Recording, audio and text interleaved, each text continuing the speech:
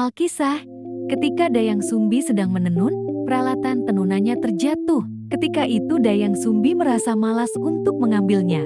Terlontarlah ucapan yang tidak terlalu disadarinya. Siapapun juga yang bersedia mengambilkan peralatan tenunku yang terjatuh, seandainya itu lelaki akan kujadikan suami, jika dia perempuan dia akan kujadikan saudara. Tak disangka si Tumang mengambil peralatan tenun yang terjatuh itu dan memberikannya kepada Dayang Sumbi. Tidak ada yang dapat diperbuat Dayang Sumbi selain memenuhi ucapannya. Dia menikah dengan si Tumang yang ternyata titisan dewa.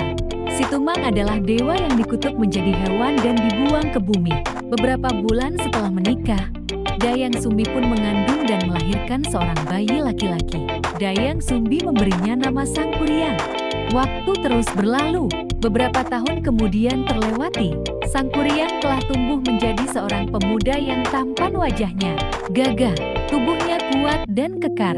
Sakti Mandraguna pula anak Dayang Sumbi ini. Sejak kecil Sangkuriang telah senang berburu. Setiap kali melakukan perburuan di hutan, Sangkuriang senantiasa ditemani oleh si Tumang. Sama sekali Sangkuriang tidak tahu bahwa si Tumang adalah ayah kandungnya. Pada suatu hari Sangkuriang dengan ditemani si Tumang kembali melakukan perburuan di hutan. Sangkuriang berniat mencari kijang karena ibunya sangat menghendaki memakan hati kijang.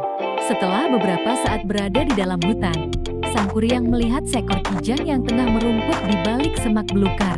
Sangkuriang memerintahkan si Tumang untuk mengejar kijang itu. Sangat aneh, si Tumang yang biasanya penurut, ketika itu tidak menuruti perintahnya. Karena jengkel dan marah, Sangkuriang lantas membunuh si Tumang. Hati anjing hitam itu diambilnya dan dibawanya pulang ke rumah. Sangkuriang memberikan hati si Tumang kepada ibunya untuk dimasak. Tanpa disadari Dayang Sumbi bahwa hati yang diberikan anaknya adalah hati suaminya. Dia kemudian memasak dan memakan hati itu. Maka, tak terperikan amarah Dayang Sumbi kepada Sangkuriang ketika dia tahu hati yang dimakannya adalah hati si Tumang. Betapa murka Dayang Sumbi, tanpa sadarlah memukulkan gayung yang dipegangnya kepala Sangkuriang hingga menimbulkan bekas di kepala anak itu. Sangkuriang kesal, lalu pergi meninggalkan rumah. Dayang Sumbi menyesali perbuatannya. Dengan perasaan sedih, ia mengasingkan diri. Kesungguhannya dalam bertapa, membuat para dewa menganugerahkannya kecantikan abadi. Tahun berganti tahun,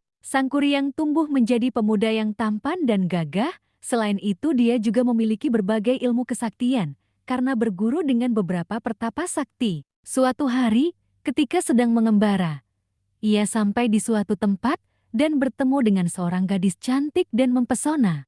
Lah adalah Dayang Sumbi. Mereka saling jatuh cinta tanpa tahu bahwa mereka adalah ibu dan anak. Sangkuriang pun hendak meminangnya. Ketika mendekati hari pertunangan, Sangkuriang bermaksud pergi berburu. Ketika akan mengikatkan kain di kepala calon suaminya, Dayang Sumbi melihat bekas luka yang sama dengan bekas luka anaknya. Lah sangat terkejut dan yakin bahwa calon suaminya adalah anak kandungnya. Dayang Sumbi segera mencari akal untuk menggagalkan pernikahannya. Lah mengajukan persyaratan, yaitu membendung sungai Citarum dan membuatkan sampan yang besar. Kedua syarat ini harus diselesaikan sebelum fajar. Sangkuriang menyanggupinya.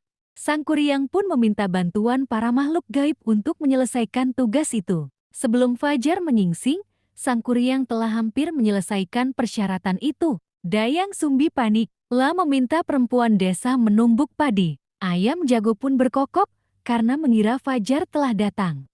Para makhluk gaib yang datang membantu Sangkuriang pun ketakutan. Sangkuriang sangat kesal. Usahanya gagal sudah. Dengan marah ia menjebol tanggul yang telah hampir selesai dibuatnya. Akibatnya, terjadilah banjir yang melanda seluruh desa.